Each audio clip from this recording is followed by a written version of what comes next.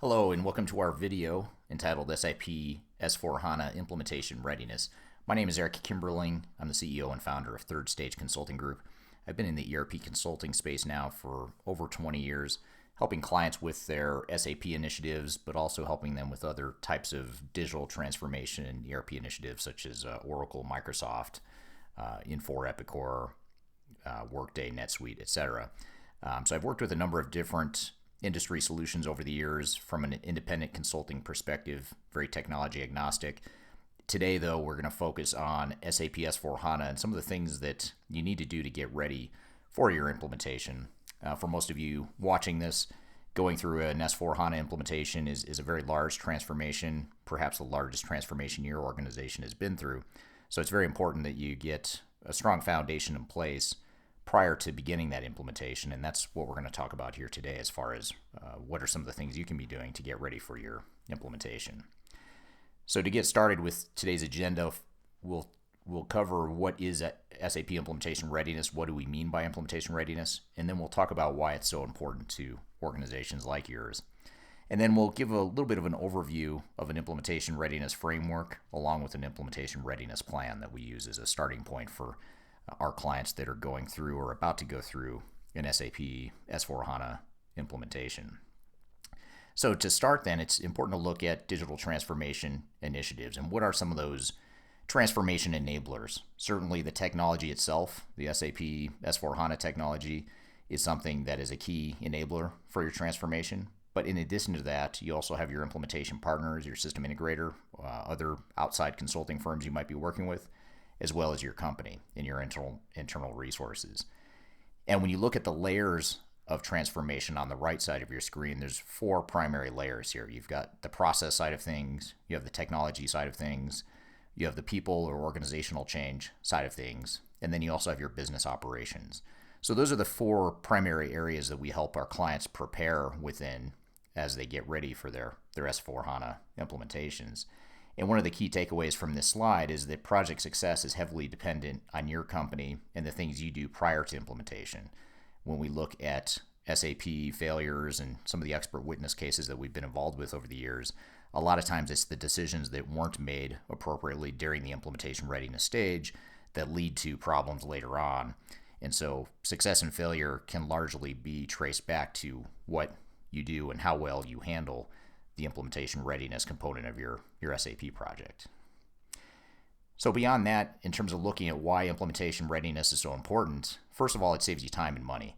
If you think about it, you're going to have a system integrator most likely, or a reseller or VAR that's going to come in with their SAP functional technical resources. They're probably going to send a small army of people to help deploy the software.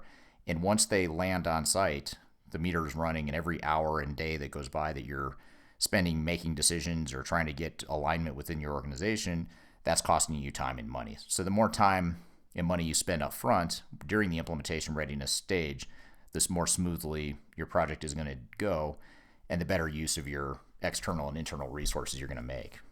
It also mitigates risk. So one of the big risks of SAP projects is not having the right level of involvement from your internal people and not having the business process and organizational change sides of things figured out. So it does mitigate risk of failure, and it also ensures alignment. So looking at making sure that from the executive team all the way down to the project execution and some of the detailed technological decisions that are made during the project, you want to make sure that you have alignment throughout the organization. So when we look at SAP Transformation Readiness, there's 5 major components, and we talked about 4 of them already, and we added a 5th one here on this slide, which is strategic and executive alignment. So we look at how well aligned and ensuring that your executive team is aligned strategically. We look at operational readiness, we look at technology readiness, as well as people readiness, and then project governance. So those are kind of the main components of a implementation readiness engagement and some of the major work streams that we typically look at, and we're going to talk here in a second about what those work streams look like. And some of the objectives that we see coming out of an implementation readiness engagement or the implementation readiness phase is going to be to prepare the company to optimally engage with the system integrator, prepare your internal team for change, and ensure that your team is engaging early, making forward progress and learning, so that you ultimately have ownership for the project early on. And so really what we're trying to do here is create awareness and education, mobilize the team, gain alignment, and prepare for the system integrator activities that are required to happen during the implementation stage. So typically when we're working with clients during the implementation readiness phase of a project, there's 3 different parties involved here. First of all, and most importantly, is your organization in owning the project, ensuring that your internal resources are provided to the project, making key business decisions that need to be made, and really just driving the overall transformation from a business perspective. You also have your system integrator or your VAR, your reseller, who specializes presumably in SAP, who has the functional and technical expertise of SAP, is able to transfer some of that knowledge to you and help mobilize the external technology and functional team members. And then when we're working with clients in these types of engagements within third stage, we're providing somewhat of an extension of our clients' resources in terms of capacity and capabilities. So ensuring that some of the preparatory activities are happening and we're taking some of that off their plate. And also providing implementation readiness co-responsibility with the company. So we work side by side with the company and oftentimes the system integrator as well early on to ensure that we are preparing for the implementation and we have the things laid out that need to be laid out, and those things are going to be covered here in just a second. And it also enables us to provide an independent project quality assurance and organizational change management role beginning early on before the implementation ever starts. And it also allows us to address some of the non-SAP project roles that the system integrator isn't able to provide. And we'll talk about that in more detail here in a second. So when we look at a sample implementation readiness plan, for this particular client that we put this together for, they happen to require a 6-month readiness phase leading into their implementation. This is a multi-billion-dollar company, a global organization, largest transformation that the company has ever done. So we really wanted to make sure that the organization had everything in place that they needed to have in place so that when the system integrator showed up at the end of month 6 and the small army of consultants showed up, that we were making the best use of their time. Key operational decisions had been made. We've secured the executive alignment that we required. We have a PMO established. We have some project governance set up, and also having an organizational change management plan in place as well. So when we look at the implementation readiness review too, you see that some of the outputs coming out of the process are things that will feed into the implementation. So outputs that come out of this implementation readiness phase will ensure that we have a strong linkage to the actual implementation activities. So these outputs and deliverables that come out of the implementation readiness stage are intended to augment, not replace, things that happen during implementation. So it's meant to provide the first iterations, some of the key foundational decisions that are going to happen within each of these work streams, leading into the implementation activities that are required coming into that. So the first area, the first work stream that we look at within executive alignment is strategic and executive alignment. That's the first work stream within implementation readiness. So that's where we look at ensuring that the executives are aligned in terms of their overall project strategy, and that we have the stakeholder assessment defined, as well as the executive and management communications as well, and making sure that communications plan is in place and that the executives are starting to get on board with the overall project. We also have the stage gate review at the end of the implementation readiness, where we make that go, no-go decision of, are we ready to start implementation? Do we have the right decisions in place? Are we ready for the system integrator to arrive and to start working with us? So those are some of the key things that happen there. And when I look at what causes failure or problems during SAP projects, oftentimes it's because we haven't articulated what's going through the executives' heads in terms of what they want to accomplish as an organization and with the overall project. And we haven't translated those into specific project goals and objectives. So that's really the purpose of what we want to do here in this work stream of implementation readiness, is to ensure that we have that sort of clarity and we've translated the goals and objectives into things that are specific to the project. We also look at operational readiness. So a lot of times companies find that when they begin their SAP implementation, there's a bunch of decisions that need to be made around how they're going to run their business. And they haven't made those decisions yet. And some of these are very difficult decisions to make. So we want to bring forward as many of these decisions pre-implementation as we can, because these are strategic decisions.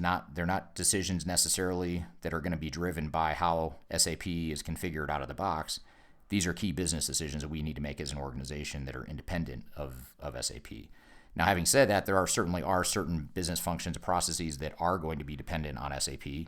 Those you set aside and say we'll deal with those during implementation.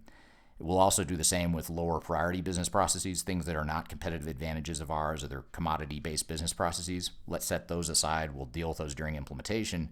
But for the things that are strategic to the company, they're competitive advantages, strategic differentiators, and things where SAP provides a certain amount of flexibility in terms of how it can handle the functionality, we want to make sure we define those decisions early on in the process. And while we're doing that, we're also defining things that can change potentially for our business processes. And so we start to look at things that we can start rolling out now, process and procedure types of changes that we can roll out in phase 0, or things that we can start changing now even before SAP is implemented. We often find that somewhere between 30 and 50% of process improvements we identify during an SAP project, you can actually start rolling out ahead of time, which makes things easier from an operational or organizational perspective. So you're not forcing all the changes all at once within the organization. And then we also look at people readiness. So during this pre-implementation or this implementation readiness stage, we're looking at the skills and competencies that you have on your staff now and what you're going to need going forward. And then we also start building the organizational change plan and team so that by the time the project starts, we have our entire organizational change plan, our entire organizational change team, and we've actually begun some of the organizational change management activities at the more strategic level. One of the important things that oftentimes gets overlooked from an organizational change management perspective is typically system integrators treat organizational change management as more of a tactical, software-based change management, whereas during implementation readiness, you want to be looking at more strategic change management, things like organizational design. How are jobs going to be impacted? Do we need to change roles and responsibilities? Do we have to rewrite job descriptions? Are we redefining how people are reporting to one another? Are we consolidating business processes? Those are pretty major decisions that if you try to make and do during the SAP project, during the formal implementation, one of two things will happen. One is you're going to rush through those decisions and probably settle on the way things are now because it's easier and the time's ticking and the meter's running, or you end up not implementing the changes well because you're rushed to get through the project. So the sooner we can pull these activities forward, the more effective your organizational change management is going to be when you get to the more tactical change management, which is typically what the system integrators focus on. Things like training and communications related to the usage of S4 HANA versus the more strategic types of things that we're talking about here. And then there's also technical readiness. This is the fourth of 5 work streams within implementation readiness. This is where we look at your current infrastructure and put together a migration plan of how are we going to move from decommissioning all your legacy systems and all the old data and integrations. How are we going to migrate that over to SAP? What's the timing going to look like? What is the interim in between phases of the rollout, presuming you're doing a phased rollout? What are the interim integration points and things that we need to have in place?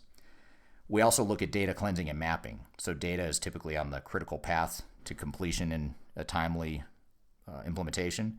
So we start some of that data cleansing and mapping early on during implementation readiness. And then finally, we also look at the IT organization itself, ensuring that we look at the competencies and skills that IT organization has now internally, and looking at the training and skills development that will be required for your internal IT organization to support SAP going forward. So we really start to mobilize that SAP Center of Excellence concept during implementation readiness to ensure that you take more ownership and control of the project and that you're not relying too much on outside consultants, and that so your IT department can be more educated and more sophisticated in being able to be more of a true partner with your system integrator rather than deferring to your system integrator too much because they have all the knowledge and you don't. So this really gives your IT department a leg up on getting the to-be IT skill sets that they need to support a deployment of this nature. And then finally, we have project governance and planning. So this is where we start to get the project charter, the project team in place. We develop the overall implementation plan, make sure that we have, think of it as your program management plan that includes not just your system integrator, but activities for your internal resources and any other third parties that you're going to pull in. For example, if you have third-party organizational change consultants or third-party data consultants, whatever you may have that you're going to use to augment your team, you want to make sure you have an overall program management structure in place. Your system integrator is typically only providing the plan for their activities, but you need to put together more of a program management plan. And along with that, we're also identifying risks and risk management, risk mitigation plans as well as we're going through the process. So that's a bit of an overview of implementation readiness and how it supports your SAP project. This is something that we love to discuss. We've done a lot of this for clients over the years for their SAP S4 HANA implementations, as well as for other implementations related to Microsoft Dynamics and Oracle ERP and other systems. So if you'd like to learn more, feel free to reach out to me. I've included my email address here, and we've also included our website at thirdstage-consulting.com. Hope you enjoyed this video, and thanks very much. Have a great day.